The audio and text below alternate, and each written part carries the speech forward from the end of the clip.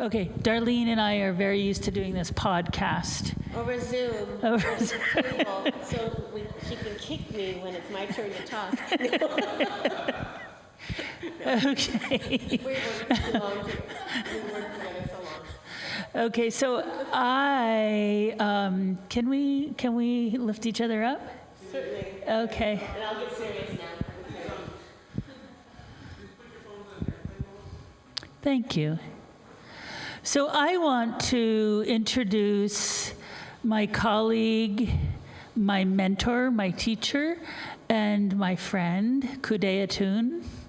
She is Kachari, and her English name is Darlene Bazizakov-C.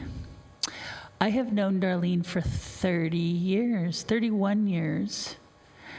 I met her at a kuik in Huna many, many years ago, actually in 1995. I remember exactly when it was, because it was when we were doing when Huna Indian Association was doing a totem pole raising. And since then, Darlene's and my relationship has evolved over time.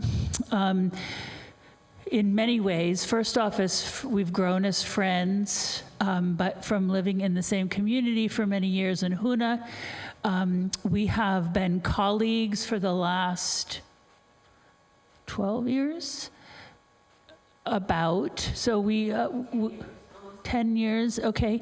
So we were colleagues, we work side by side, conjoined at the hip, through a range of co-stewardship programs sponsored by the National Park Service, and in cooperation and co-stewardship with Huna Indian Association. And so Darlene has been a treasured colleague. She also has mentored me in Tlingit protocol and lifeways and traditions. I've had the honor of working in the Tlingit community for 31 years, and have spent lots of time with treasured elders and culture bearers, including Darlene and her auntie Harlina.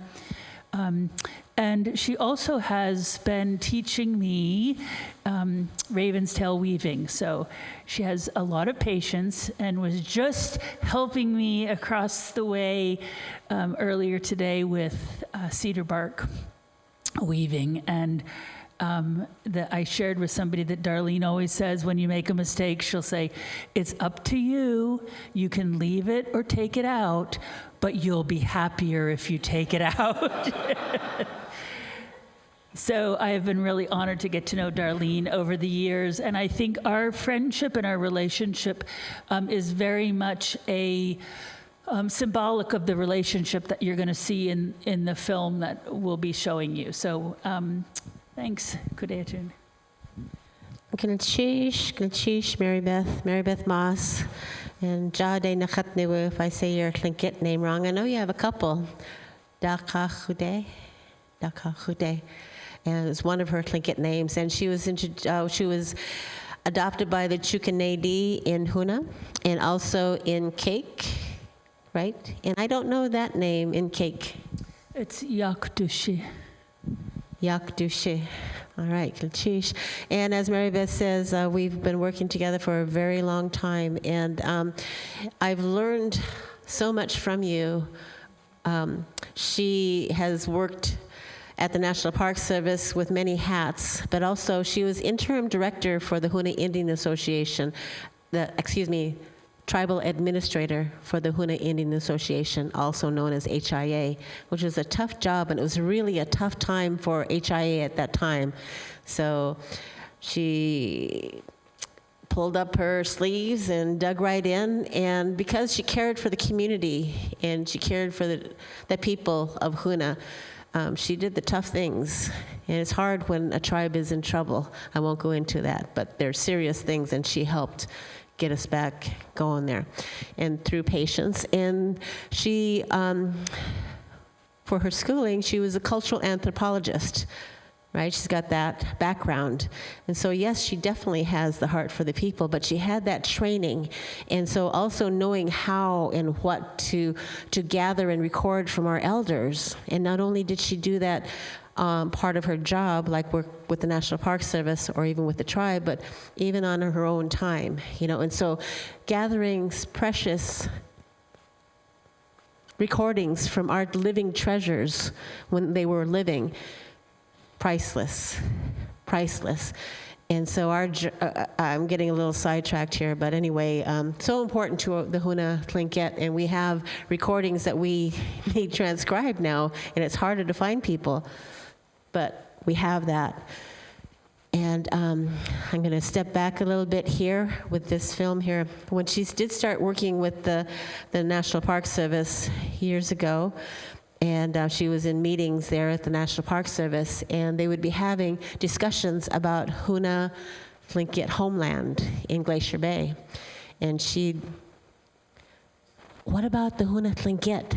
Don't you think we should ask the Tlingit about their homeland? And for time and time it happened, and she doesn't like me talking about this, but she did that. She was a squeaky wheel for our people, Whenever something would come up about our homeland, she'd say, don't you think we should ask the Huna Tlingit? So finally, over time, more and more people got on board and saw the importance of including the Huna Tlingit about decisions in their homeland. And the film will tell you more about that. But Chish, Mary Beth, for your heart for our people and your dedication. I know it's not always easy putting your neck on the line with the National Park Service. As you know, in all government agencies, you've got, it's set. Things have to be a certain way, but she did put her neck on the line for us a lot and took the heat for it. But here we are, this film, Gulchish. Darlene. So the film that you're about to see is the product of more than 30 years worth of work between the National Park Service at Glacier Bay National Park and Preserve and the people of Huna. And this film, it kind of came about organically. You'll see you'll understand when I explain this, but we had originally contracted with some film producers to produce films about the construction and implementation of Hunashuka the Huna Tribal House that we dedicated in 2016 in Glacier Bay National Park. And the filmmakers spent six years? Yeah, off and on 6 years in the community of Huna filming various activities and filming the carving, and then later going to Glacier Bay and filming the erection of the tribal house and then the ceremonies that followed. But they became so infatuated with this story of healing that when all was said and done, we sat with our working group, Darlene, myself, and our colleagues, Melissa Senak and Julie Jackson, and we said, well, there's more than one film out of these 6 years, and we want to have here we are, we're back in South Dakota.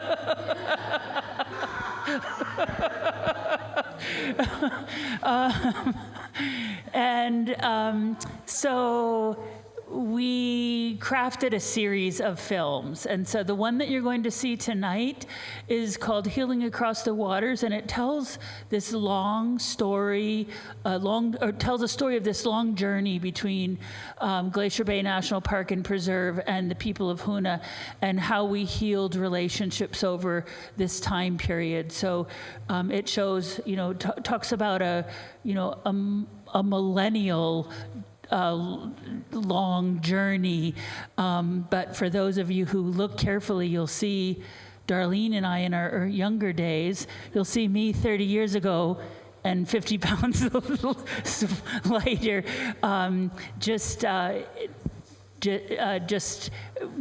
nurturing this relationship over time. So anyway, we'll let the film roll and then do questions and answers, or just conversation about healing in general. So, thank you.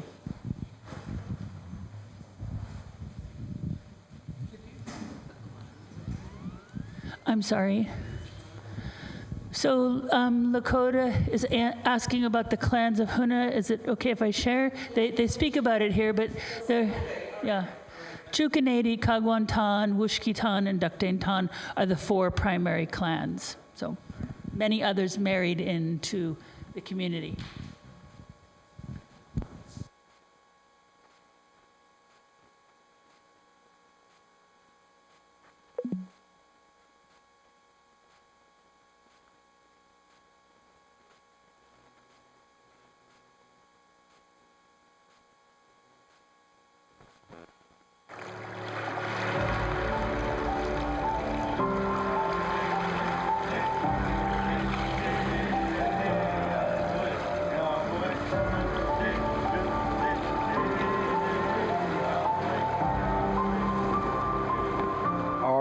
Culture and history is from the water. It all stems from the connection to place, that belonging, where you came from. We weren't always friends. I'm not going to ignore that there were turbulent times. That's the history. Our culture went underground for a lot of years, almost lost it. The Tlingit people were convinced that the Park Service was not their friend. I never ever thought that I would ever see the day in my lifetime that we could return to the homeland.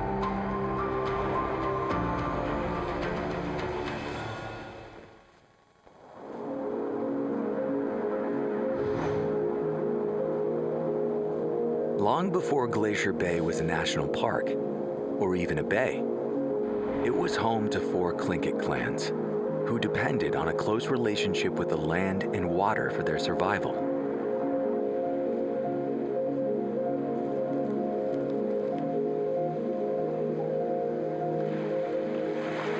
Our people were settled here since time immemorial. And this was a forest, and this was not a bay. It was in the middle of a glacial valley, and there was a huge glacier up there, which they called Sitka, Big Glacier. Our people lived here because it was a very, very productive area. There was a large stream here, a large river. In our language, we call it Heen Tlain, big river. It was very much for us a Garden of Eden. During this time of the year, you would go over to this area and you would collect fish from here. Then you'd come over here for berries. It had all of the food we needed. The fish, the deer, the seal, the plants, the berries, everything, the eggs. It seemed glorious.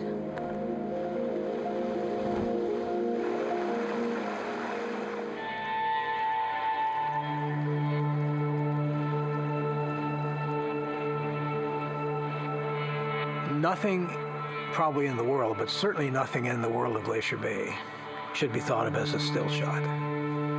It's a motion picture. Everything is in motion.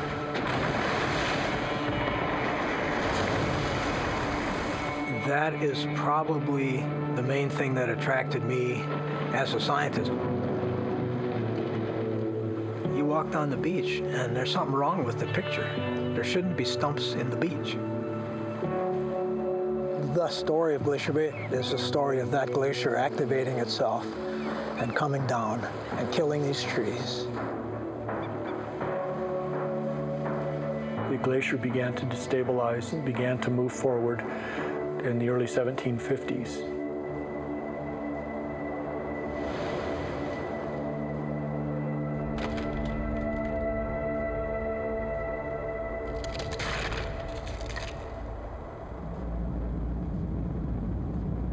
The ice came and drove us out of our homeland.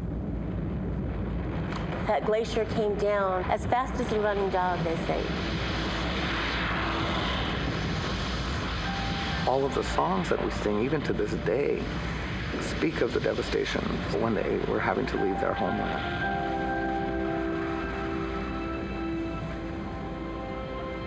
And during that same time period, the Raven people out in Lituya Bay, they were chased out by a tsunami. People were washed out into the Gulf of Alaska with all their houses. My aunt would talk to us about people who were drowned there.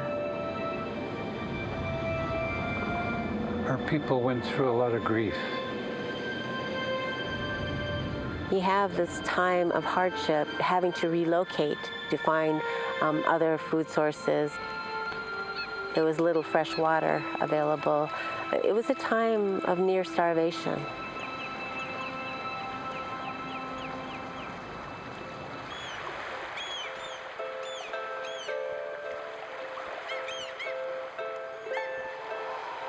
And we finally found Hoona, which is protected from the north wind and Tlingit. Lots of salmon rivers here, and it became a good home. The people who live in Hoona lived in a place that they always knew they would leave, waiting for the ice to retreat. Then the glaciers receded.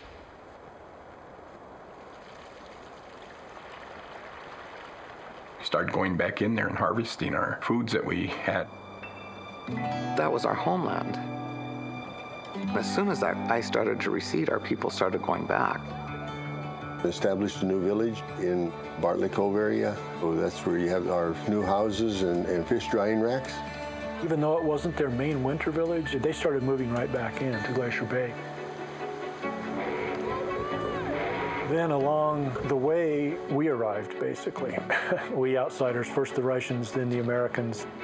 This was Glacier Bay after it was, quote, discovered by John Muir. And he actually had Hoona sealers take him into Glacier Bay. He went back and said, hey, this is a special place. We need to protect it. Other scientists came and saw the importance of the place in terms of understanding glacial and landscape successional processes. You can't see any better laboratory for environmental change than Glacier Bay. At the same time, there was this park movement. Areas were being set aside for all people for the future. In 1925, Glacier Bay was established as a national monument.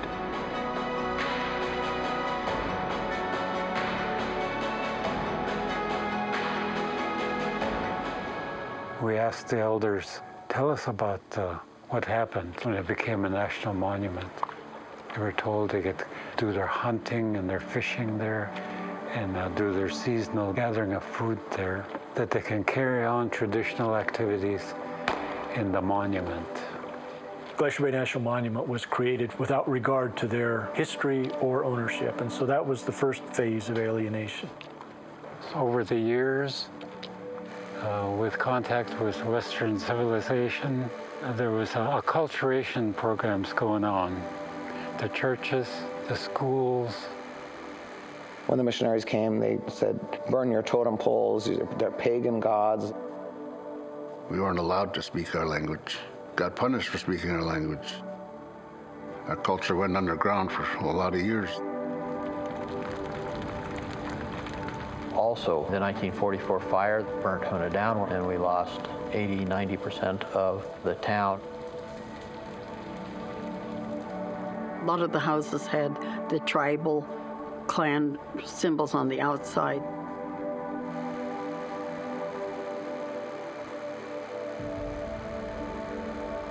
Those people have been beat up pretty bad. When the National Monument was expanded in '39, it encompassed about 2/3 of their traditional territory. At first, many regulations weren't enforced because there weren't many law enforcement here and they didn't have a headquarters here in Glacier Bay. As time went on, more and more of our way of life was not allowed in Glacier Bay. The grievances of the Hoona people have at all times centered around Glacier Bay National Monument. From it were obtained nearly every item in the economy of the Hoona people. King salmon, sockeyes, cohos, and dog salmon, seals, deer, mountain goats. As to their right to hunt and fish and carry firearms in the park, these privileges are to be exercised on an experimental basis.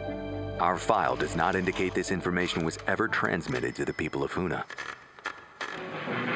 This is the land, Alaska, 49th state in that federal union called the United States of America. 1/2 hour by air or a full day by boat from Juneau is Glacier Bay. The crew of the National Park Service boat watch and study the massive workings of the Ice Age and lay plans for its ultimate development as a tourist attraction. That, to me, is one of the most magnificent parks in the system. But the difficulty is that there have been no accommodations for tourists. I've always seen national parks as this holy grail, one of the great inventions of the United States.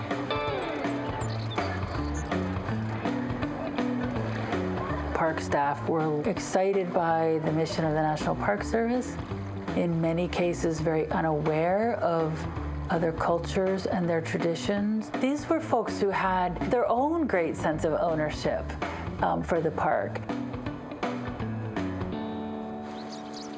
In 1980, Glacier Bay National Monument was expanded again and became a national park and preserve. Most of the 3 million acres were designated as wilderness, the highest level of protection for public lands. It's kind of an example of the two cultures that don't understand each other. To our modern white culture, we do this great thing by setting a place aside as a national park and assume everything's good. Oh, it's preserved for the future. Look, everybody can come here and experience it. To the native culture here, they see that as gates being shut. For them, to experience it and appreciate it and honor the land is to live off the land. The people of Hoonah felt literally locked out of their homeland. People had hard feelings about the National Park Service.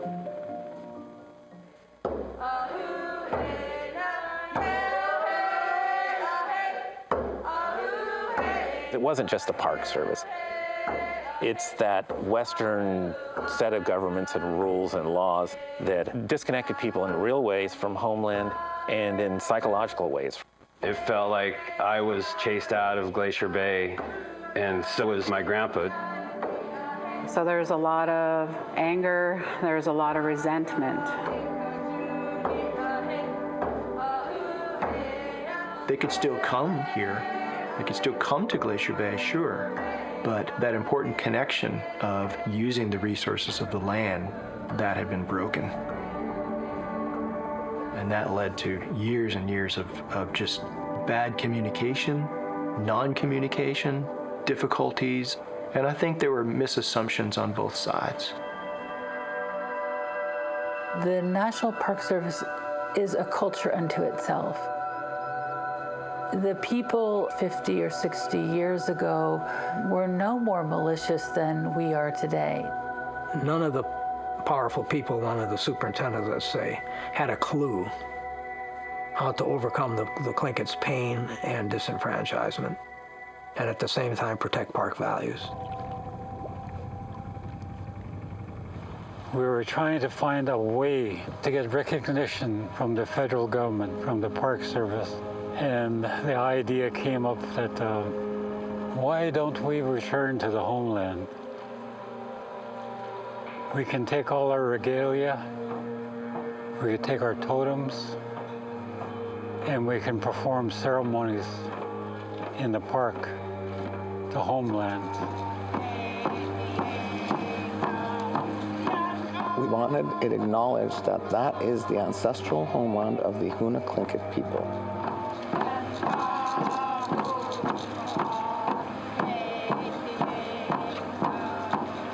It's like, you know, here we are. Hear us, you know. We need to be a part of it, of the place, and we need to be a part of the dialogue.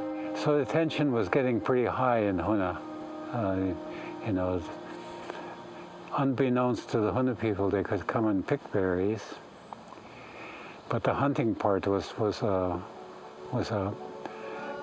time bomb, point of pressure.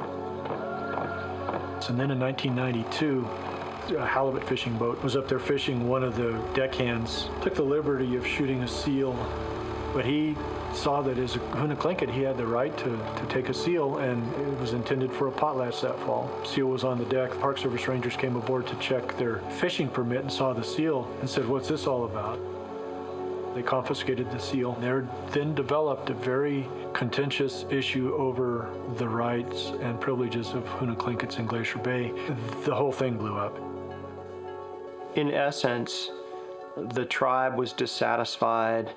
The federal government was dissatisfied with the relationship.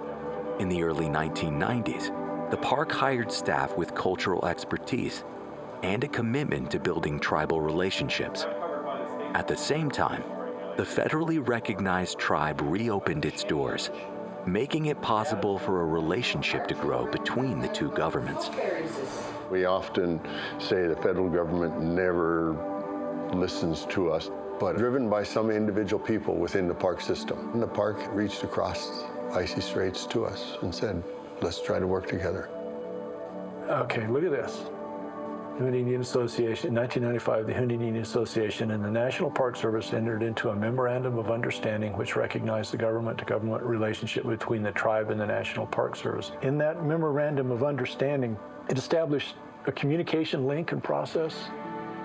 It was an important document to the tribe that they actually had something in writing that said, yes, you did live in Glacier Bay.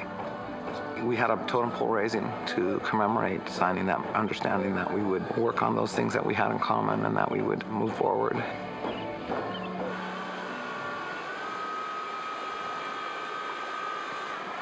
It was a rough journey at first. While we were doing all this, Glacier Bay was also embroiled in a very intense political fight over commercial fishing. The process had begun in the early 90s to phase out commercial fishing in the park as an incompatible use, not just in a national park, but also in wilderness. So at the same time that we were opening dialogue with Hoona, we were also saying, okay, yeah, we want to communicate, we want to participate together in these things, but at the same time, we're going to be phasing out commercial fishing in the park. And many people in Hoona had fished their whole lives in the park. Well, a big part of our backyard is Glacier Bay. You know, if you take Glacier Bay out of the harvesting area, that really cuts into a lot.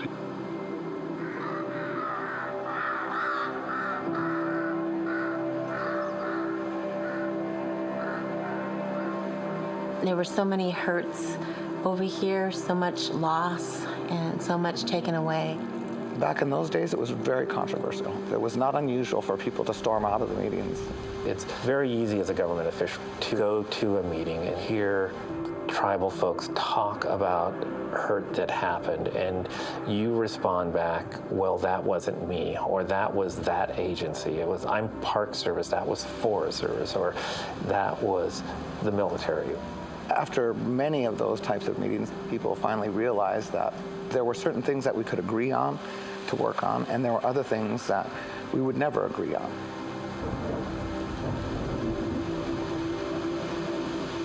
The Park Service asked the question, what do we do now? You know, what do we do to improve relationships? What do we do to build a future? What specifically can the National Park Service and the people of Hoona do that will help us resolve some of the issues that you've expressed? And so we decided that in order to move forward, we would put those things aside. We would determine those things that we had in common. We had joined with them on several projects. One of the projects was the place names map, where we worked with elders to collect traditional place names for Glacier Bay. Berry picking trips. So we wanted to show them that there were opportunities to still harvest in the park, and berries is a resource that can be collected very easily. And we started doing these trips out to various parts of the park to visit old village sites, habitation sites, sacred sites that we would take elders and youth along. We call them Journey to Homeland. Probably a whole generation had never really been to Glacier Bay.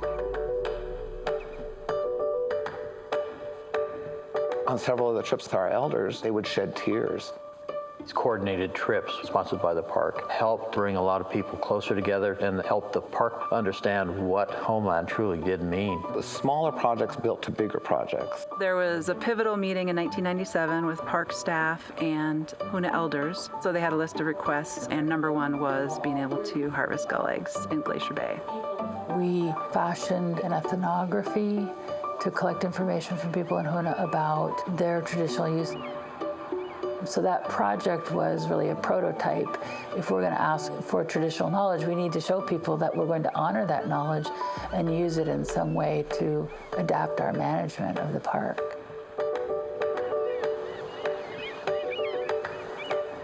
You know, after many, many, many years, we can now go and pick seagull eggs in Glacier Bay. That took an act of Congress. The collection and the consumption of gull eggs is an integral part of the culture of the... Literally an act of Congress. The rules are suspended, the bill is passed, and without objection, the motion to reconsider is laid on the table.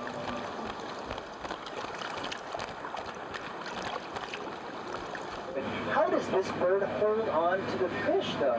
Think about it. When you kill one fish, and you open your beak to go for another one with that fish. You know, it's hard to see those floats right now, but it's nice to know. Most of Glacier Bay is wilderness and experienced by boat. But there is one small developed area near the entrance of the bay.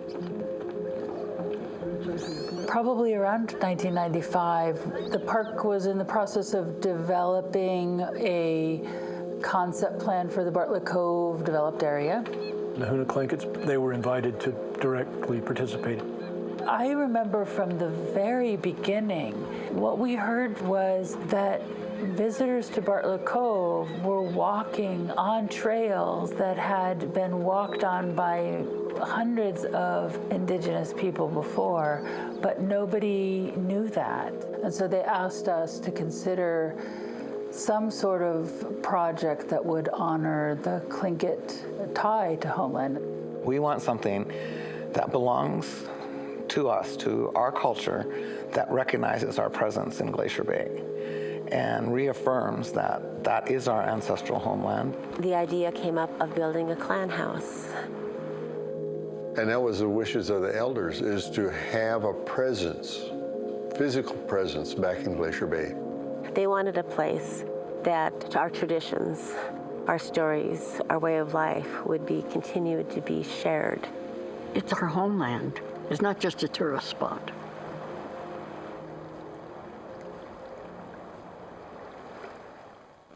Park Service had a team that became advocates for the Tlingit presence in the park. At first, in early meetings, our elders had wanted 4 clan houses, which unfortunately was unrealistic. Many meetings later, they came to a compromise to call it a tribal house, which is unheard of. This is not a normal project that fit in with the Park Service's construction budget.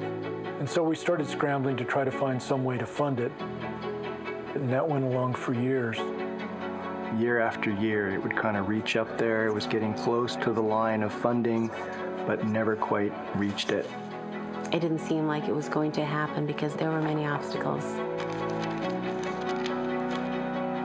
And that was frustrating for the park. It was frustrating for the tribe because we all knew how important it was.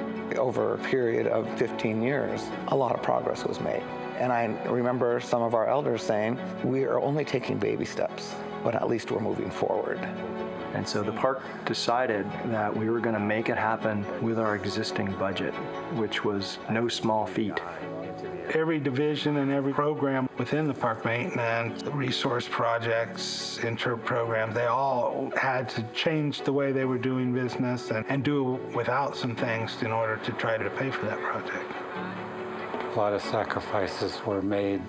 This was the decision of the park, and they stuck by that. The tribe was involved in the environmental analysis. They were involved in the design. They were involved in reviewing every single architectural rendering that ever came across a Park Service desk. They were involved in all of the teleconferences. Even when they didn't want to be involved, they participated. So it truly was a partnership.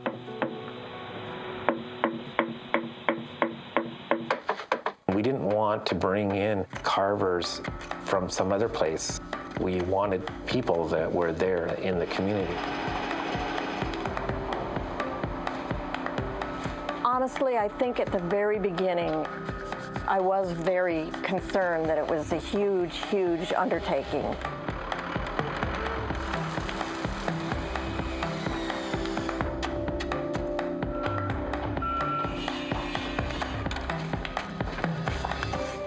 Okay.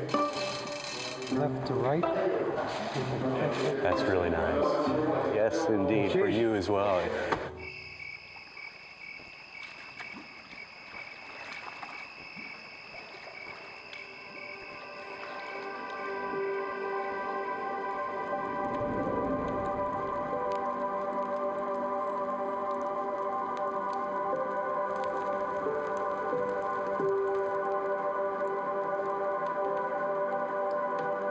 You know, it's been a long succession of people within the tribe and within the park who have worked to make this happen.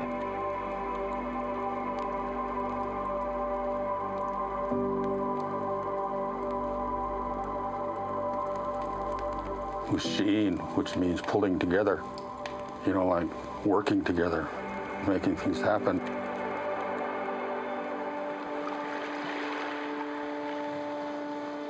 To return to the homeland for the first time, I felt the power. I got all choked up and tears came to my eyes.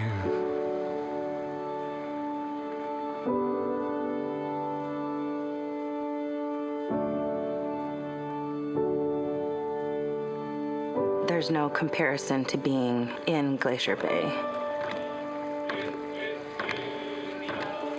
I think that our elders knew the value of experiencing and being on the land.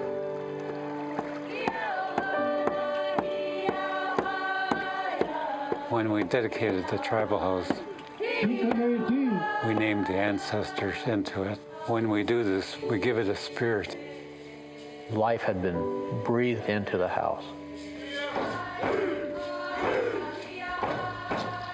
It just vibrated with the heartbeats of all of those people that had felt like they had been shut out and felt like they couldn't go home and didn't get to go home. But I think they were all there with us that day because I could feel their heartbeats in that building on the ancestral homeland. We do this with our children and our grandchildren's grandchildren. They can be proud and say, I am Tlingit, this is where I belong.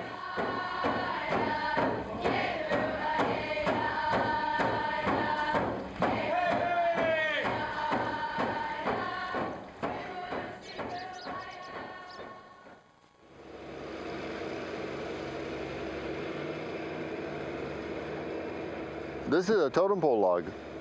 I mean, there's lots of other things you can make out of it too, but what I'm looking at is totem poles. We're building a pole that's going to tell the Park Service and Tlingit story together.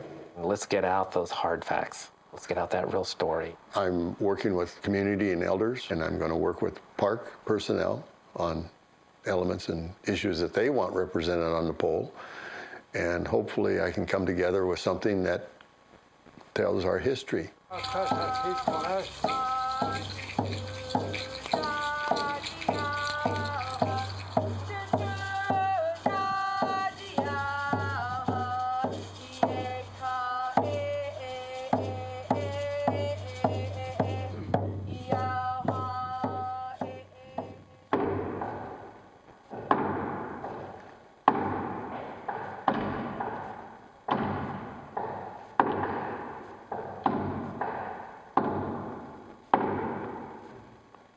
Our pole is a story pole. It is essentially the recorded history, not only of the Tlingit, not only of Glacier Bay, but of our long, sometimes painful, sometimes joyous journey together.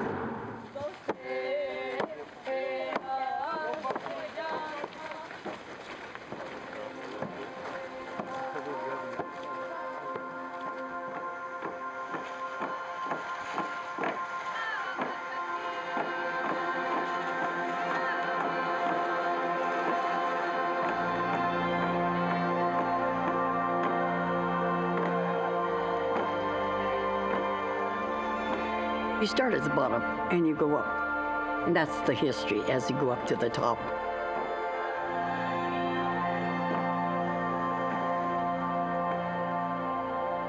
We can help tell the full story and help one another come to a deeper understanding of the American experience, especially through difficult times.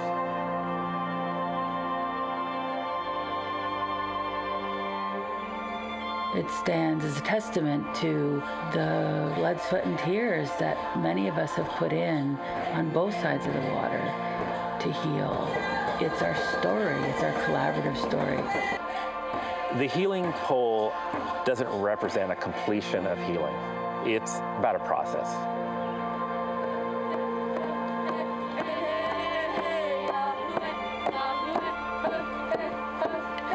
It's not over. I think it's just the first step. For the new generation coming up, the possibilities are incredible. I think our ancestors would be very proud that we were leaders in the process of creating a healing between the indigenous population and the federal government. This process of talking together, respecting one another, healing together is replicatable.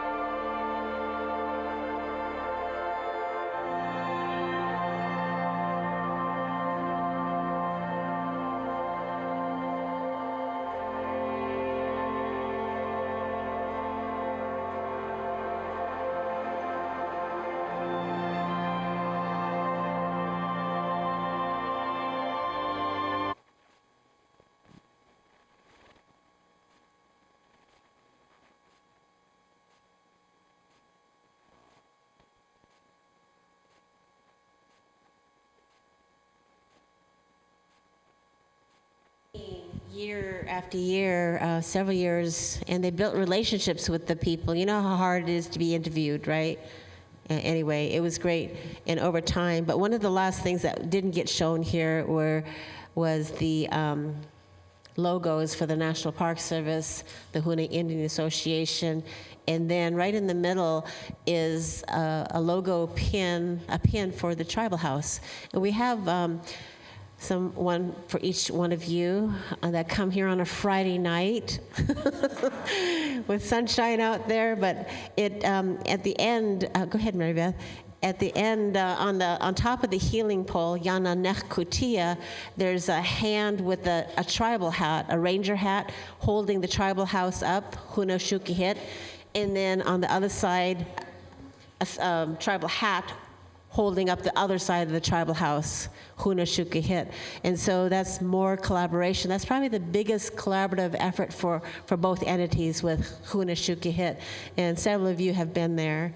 And anyway, when I did neglect to say too, through many cooperative agreements that Mary Beth helped write, she, and everything that she did do to help the tribe, the Hoona Indian Association Board made her a naturalized citizen for HIA. She's enrolled. Yeah, that's never happened. It's never happened. And so when I'm trying to lift her up, it's very easy for me to lift her up because of how much she has done for our community. And our board honored her, making her a tribal member. And there are many people in the park today. Remember when I started out that she was the first person that kept saying, what about the Hoona Tlingit, right?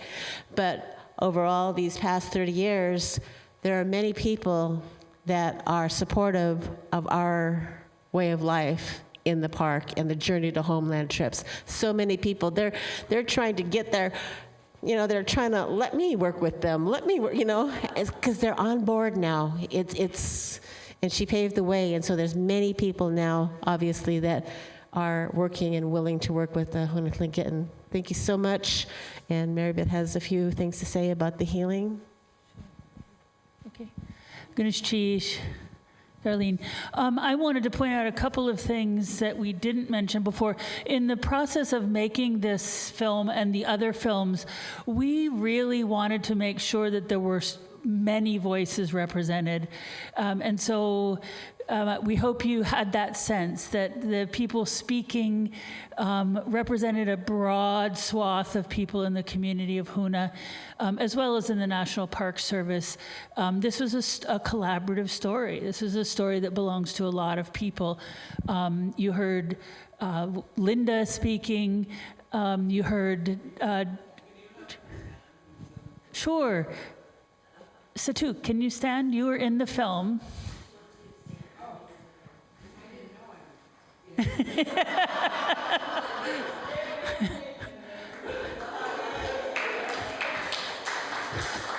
Let's play it again from the beginning. Shigeki, Heather Powell was in the film. I know, me too, right?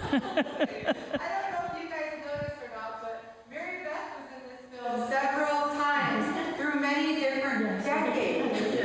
And so I wanted to say, Tishu, having been so consistent with our community that we can see your legacy in decades on this film. How wonderful. And Auntie Darlene as well. Geez, so much work.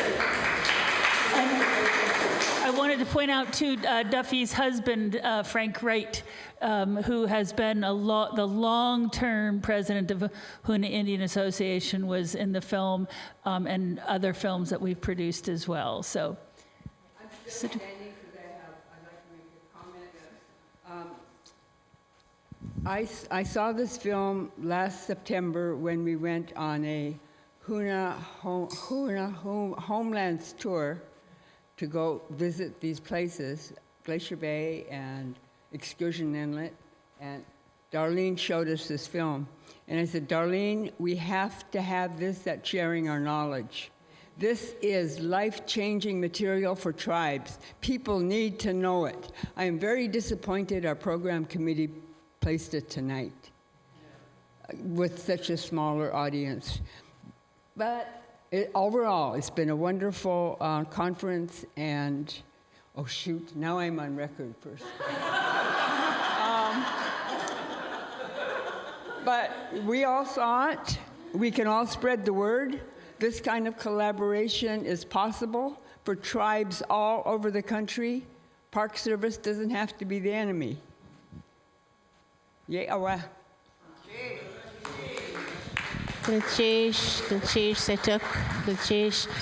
Our previous tribal administrator, Bob Starbird, he had traveled all over the nation for many different tribal meetings, right? And Native peoples all over the nation always asked him, how did you guys do it? How did you guys get a tribal house built in the national park? And how did you get them to pay for it? Yeah, because money was tight, like how in the film. But through Susan Boudreau, who approved concession franchise fees to be collected for this project. It took over 30 years, but it happened. And then different departments in the National Park Service had to tighten their belts. If they had big projects going on, it wasn't going to happen because the money went towards the tribal house. So there was a little bit of, Anyway, this is the result, though, the tribal house. And at the end of the film, you see all our people danced in. And then at the last minute, it's like, oh my gosh, we didn't even plan it. We need to have our partners, the National Park Service, come in and dance with us. And my favorite dancer is Tom. Did you see him really go into town? You know? I love it. I never get tired of. I mean, he's just getting down. But our elders, they welcomed them because it was truly a collaboration. And so many people in that film are no longer living. No matter how many times I see this film, it gets me, because they're not here, but they're the ones that wanted it for us, the most, right? They wanted it. And it's been an honor and a privilege to be working on this project together with many people. And I said, please take me off there. I'm in there too many times, please, right? I was self-conscious about that. Yes, I was on that editing committee, but I said, please take me. That's too much. But the producers, when they get the editing, and it's not putting certain people on there, it's what was being said. And so to get the story that's on here, so I'm like, okay. But anyway, it's truly a labor of love. And we do have a project, and I know there's a little more questions, but I'll stop. I just want to end with our talking with letting people know that this, just as Bob and Carol and Auntie Carol said, this is just the beginning. So the National Park Service has an ongoing cooperative agreement. So we signed this memorandum of understanding, but every year we amend what's called the cooperative agreement with both Hoonah Indian Association and with Hoonah City Schools. And we transfer funding on an annual basis. So we transfer about $500,000 a year to Hoonah Indian Association to operate the tribal house, to manage the gull egg harvest program, to manage a newly acquired property in Berg Bay, which is a sacred site, to develop a culture camp there, and to do a host of other co-stewardship programs in the park. And we also share funding with Hoonah City Schools. This year, we've typically shared funding with them to build culturally responsive programs in the school, but this year I also was able to acquire money to start funding Tlingit language programs to the tune of $100,000 a year for, hopefully from now till. So it's pretty unheard of for the National Park Service to be funding language programs or these other things. But Glacier Bay, this relationship has really coalesced a strong feeling in the National Park Service, and it's making all of our staff, our 180-some staff, feel part of this relationship, but it's also embarrassing a couple of other parks. And so we're seeing more and more parks jump on the bandwagon and see that partnering takes time, an immense amount of time, because you have to communicate with people. You can only move at the speed of trust. And with some people, that's pretty fast. And with lots of people, especially elders who have not had the best experience with government agencies before, that takes a long time. So anyway, I used to say I was going to retire when I saw my daughter dancing in the tribal house, and I did see her dancing in the tribal house, but I have such a passion for carrying these kinds of programs to other places across the nation, and now across the world. So we hosted a group of Chilean indigenous community members or leaders who were wanting to work out relationships with their government. So we hosted government officials and indigenous leaders from all across Chile just last year, right, for a week-long session there were moments of quite a bit of tension, but we felt was really healing. Just last week, we hosted a group of elders from Yakutat who had some very deeply personal issues to work out. Darlene has hosted a group of women that's through funding she obtained for weaving strength in Hoonah women. So, the focus was on healing from domestic violence. So we are really just feeling that this building has become a sacred site. It's a sacred place. And immense healing occurs there. We bring tons of school kids. Heather has slept on the darn floor of that tribal house many a night with groups of school kids. The Hoku'alea group stopped there, and canoe journey folks have stopped there. So for any of you who have not been to Hunashukahit, we invite you to come and spend time and feel the healing energy that we think is present. So thank you. Lakota, did you have something that you forgot? I'm an old activist, so there's some things that, I want to say, but I think I'll just leave it. You're in a safe place. You're in a safe place. I mean, the thing is this is all nice and good, and I appreciate, that's why I wasn't going to say this, because I thought, just leave it alone, Cody. But it's so mild. The genocide is so mildly presented, and it's kind of, that frustrates me, because it's like, and when you were just talking, you said these women have these, Native women have these personal issues to work out, and it's always that dynamic that we have things to work out, we're damaged. And that's kind of how it feels a little bit still, like, and it was really smooth, it was really smooth. So I'm sure no one else is gonna say that, but I'm angry, because it's like, these houses happen to burn down. And I'm like, bullshit. They systematically burnt down the smokehouses.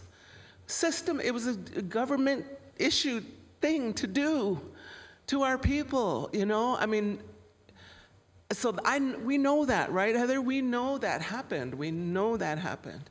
They shot the dogs of all the dog sleds systematically. That's how things were.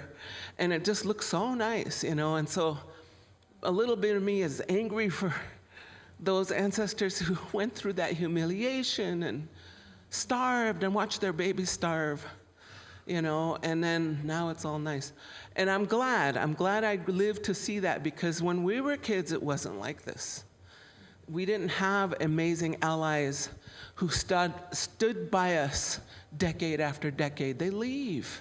It gets hard, so they leave, and we're apologizing to them of how hard it is. So you have earned your names, because you stood by us no matter what. I mean, that's a big deal, because that's not usual. That's not often. How many of you will still be around, People come and go. I stopped making friends with the allies in this town because they leave. It's hard to be Native. It's hard to be damaged. It's hard to live through genocide and then be talked down to like I'm not smart. My white allies, because that privilege is so innate. Like, people aren't even aware that they're talking down to us, but we know. And most of the time, it's too much to even try to. I'm constantly educating people, and I just give up sometimes. I'm so tired. I'm 67 now, and I've been doing this my entire life, with a name like Lakota, at a time when there weren't anybody named like that, and I went through all kinds of hell. So appreciate you a lot for sticking with this that long. I mean, at first I didn't realize it was you. Finally I thought, hey, I think that's her. Hey, I think that's her, because you're like this young little chick, I mean, and I was like, oh my God, she stuck around that long. I mean, I was so impressed with that, because people leave. So I really appreciate that about you. And when I saw the burnt houses, that's what came up, that molecular memory that we have, watching our houses burn systematically, and them laughing at us because we weren't seen as human beings at the time. We didn't have human rights at the time. And that's the real history. And so, yes, we've come a long way, but that's what we lived through, too. Gilchish for sharing, Lakota. Gilchish. One of the things I wanted to share with, I didn't know if you realized or missed the part, with the fire that was shown in Huna, it was the Huna fire, and majority of the men were out fishing and hunting. And then it cost 1 penny to go see a movie at the movie theater at this, right? Then everybody was watching the movie. And there was an elderly gentleman that he sent his grandson to go check the smokefish that was smoking, right? And the grandson went to go check it. And the fire was almost out. And instead of taking time to rebuild it, he took a little fuel to throw onto it. But before that, over an excursion, when the military had big 50-gallon barrels of fuel for the planes, aviation fuel, which burns hot, big tide came up. They had it stacked up on the beach over there in Excursion Inlet, and a high tide came and washed those big barrels out. And so they let our people or whomever go gather and take it for home use, because they couldn't take the chance that there would be water in for the planes. Okay, so a lot of people brought them back to Hoonah. A lot of our people worked over in Excursion Cannery, Inlet Cannery. And so when that young boy threw that fuel, aviation fuel, onto that fire, and people stored some of those barrels under their homes because a lot of houses were built up on pilings.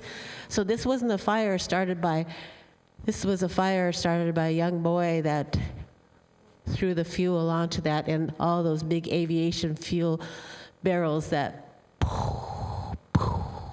people over in Excursion Inlet, they heard the big explosions. They saw the big black smoke. It was devastating. It was devastating. But I just wanted to share that that was an accident. That's how that happened. 1944. Yeah. Pretty recent. Yeah. So anyway, June 14th, 1944. But that was the Hoonah fire, and I could go into more on that, but I just wanted to clarify that part of it. Yes, I understand. Yes. It is a trigger. It is a trigger. We included it because we wanted people to know that the people of Hoonah had just lost everything. I mean, they'd lost their homeland, which is the most important thing, and then they lost their second home through this fire. So it was just a real period of tragedy. But I appreciate you sharing that, and I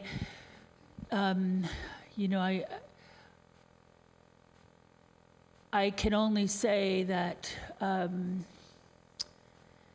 when we approached this, we wanted to tell as full a truth as we could. And we cut so much from this film because we also wanted people to be able to watch it in a set period of time. But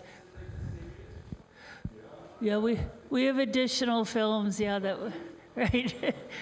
Wait, that's what we're going to do now. You guys have to sit here till midnight. Bring out the popcorn.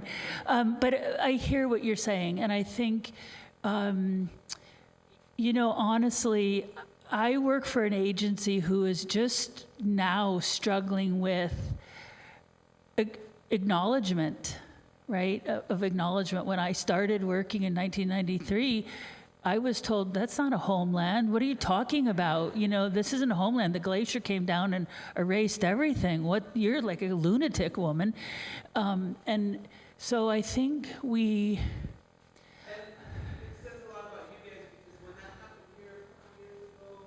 When the tribe worked with them, a lot of them quit because they were like, no, they wanted it to be the old way where the park is everything and we don't have any rights, right?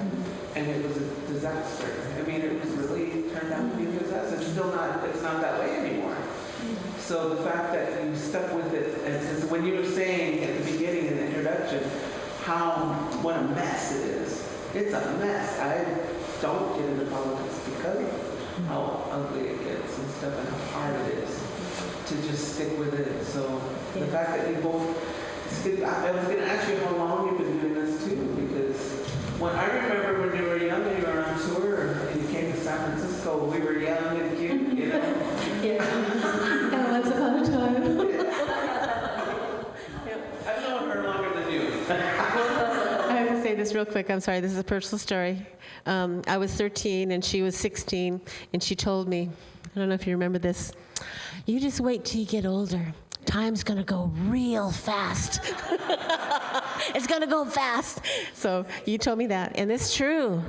It's true, man. I cannot believe time goes fast, right? Right.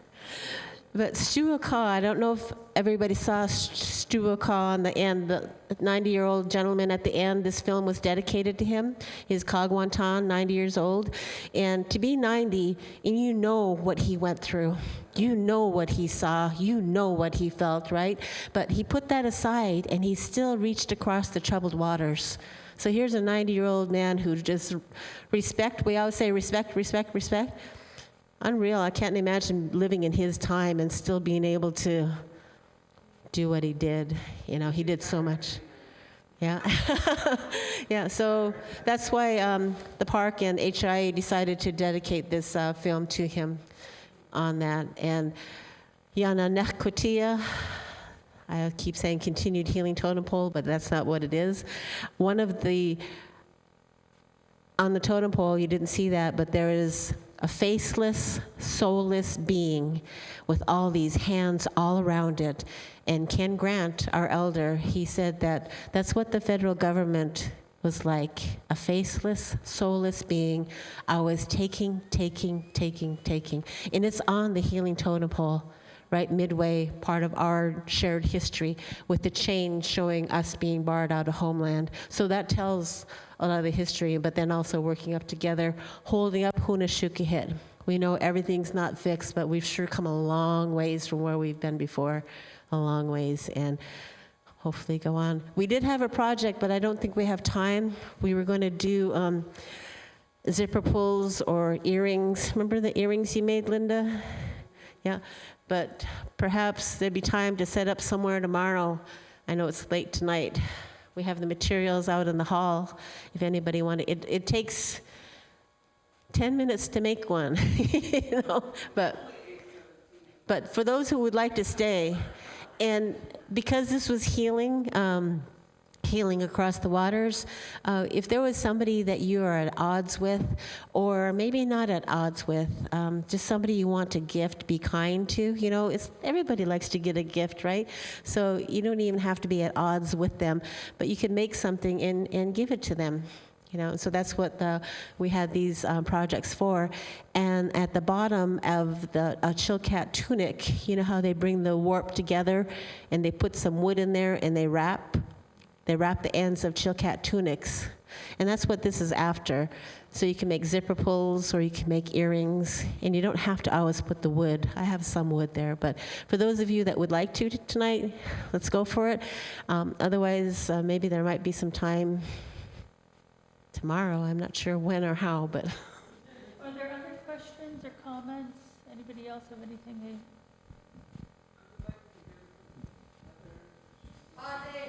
Right here, Ellie.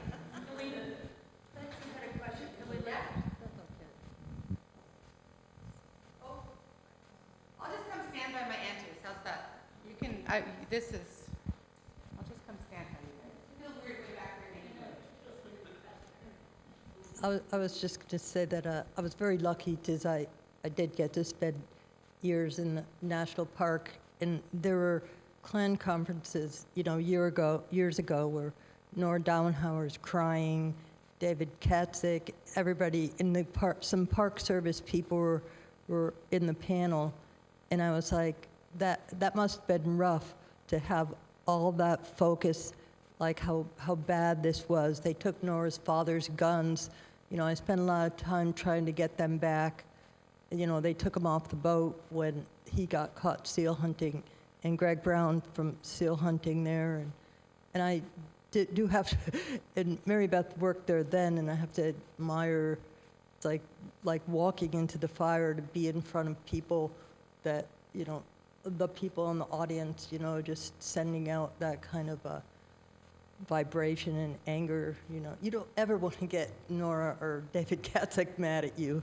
He was like, you used my voice and you didn't ask permission, and he's just, you know, it was a very dynamic meeting, and it was here over at the, so thanks for always doing that. So just to let you know, David Katzek actually sat on our panel when we were developing interpretive themes for the tribal house. So that went full circle from, and that's also what's happened in this process is that people who had a lot of anger, they vented, I can tell you. There's old stories of myself and Wayne Howell, who you saw in the film, going over to meet with the tribal council. And most often we would do a little presentation and then we would be asked to stand outside and wait while people had a discussion. And the waiting was usually in the rain and usually a whole lot longer. We would see they'd be in there drinking coffee and laughing and chatting. And we knew, it was a test. And then people would say, but you kept coming back. We couldn't scare you off. You just kept coming back. So being able to watch that cycle go around was very healing for me, because none of us like to be yelled at, right? And I did have some folks, I want to just speak out about, like Pat Mills. You folks know Pat Mills. He would be at these public meetings and he would just ream me, just yell and yell and yell. And then he would call me later that evening and say, I have to do that in public, right? But I really care about you. And I'd be like, okay, could you do it a little less because you care about me? Anyway, okay, Auntie wants to say something. So I don't know if the movie, there was so much in there, and I sort of know the story, and, I'm not sure if the movie got this across, that how many years this was. What a long, long process this was. My husband has been on the tribal council for almost as long as we've lived in Hoonah, so I think we moved there in 1986. Well, he's from Hoonah, but we moved there and lived there 1985. Pretty much the whole time he's been on the tribal council. So this has been a long, long process. And so I just kind of hear, so he can process when he gets home from meetings. Anyway, so many, many years.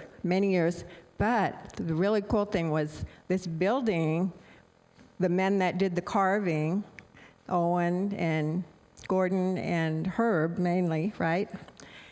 That they actually did all that carving in Hoonah, like the house front, the one on the inside, that was all in pieces. And so the kids from school could go down and watch them work, and they'd tell them about it, tell them what this part was and everything. So how many times we went down to the shop and watched them. Then they got all this done, and they somehow transporting all those pieces over there. So it was it's miraculous, really, what happened. So basically that tribal house was built in Hoonah, and we watched it being built, and then it was constructed over there, and now it's over there. And we do try to take the kids over as much as possible. And when we had the dedication, people came from Juneau. There was a ferry. There were catamarans. I think there was probably some boats. And I think we took the kids 3rd grade on up, maybe, like practically the whole school. So it was the most exciting day, yeah.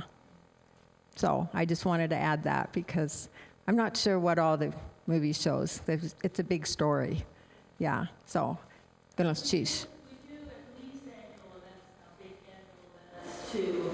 So again, if any of you, want to come and be a part of those celebrations, they're really lovely. So anyway, we'll let Auntie Heather say something.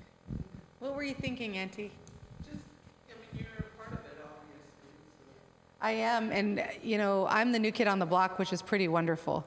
I moved home, and when they broke ground on the tribal house, it was 2014, and 2016 was when they made this wonderful journey.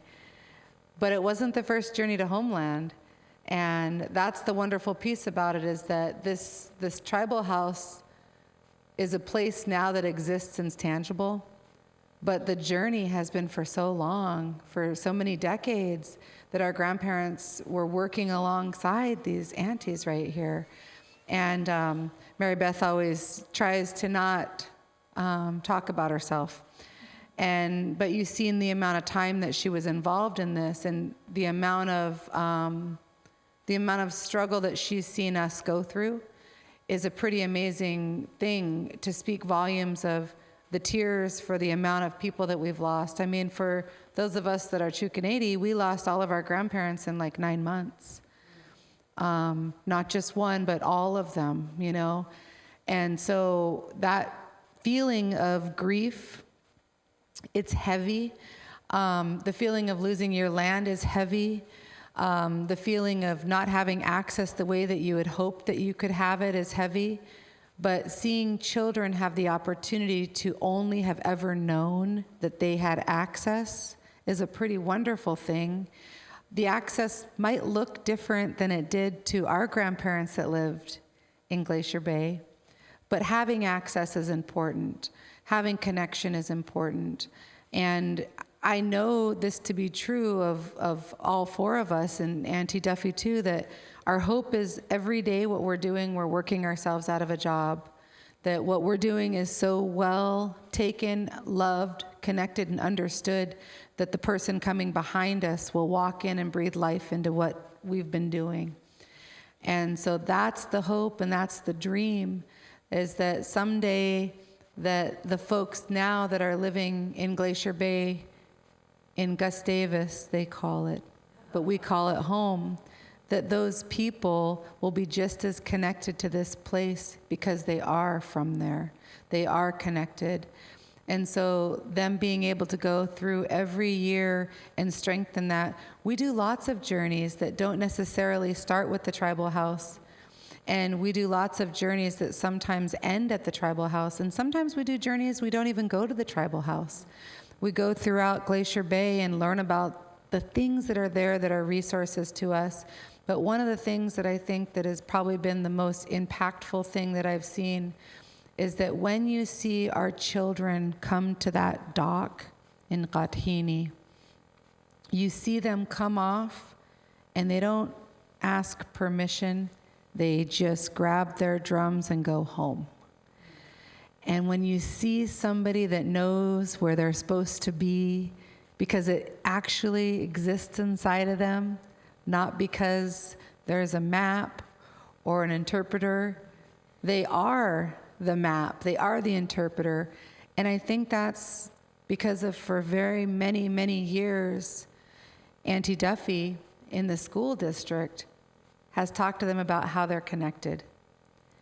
And for many years, HIA and the park have prioritized our grandparents' voices to be able to bring those voices to life through our children. So the journey that we're on has been collective. It's not always easy. It's mostly actually hard. So the movie is wonderful. I look back and I think about it, and I think about how much our lives have changed since this started. And I think about being thankful that somebody had the mindset that this was important enough to document, because a lot of times we do really hard things. And it's nice to see that when you put in the work collectively together, that wonderful things can continue to happen. And so when we do show this film, it feels like an actual, like a family reunion. You see those families, those voices, and it continues to give you the strength you need to do really hard things. And luckily, our relationships together aren't hard. It's just the work that is very hard, but not as hard together. So, being the new kid on the block, I'm very thankful that I had wonderful aunties, many that are in this room, that have taught me how to just say what you need to say, how to work together, and how to be present. So, Ganesh Chish.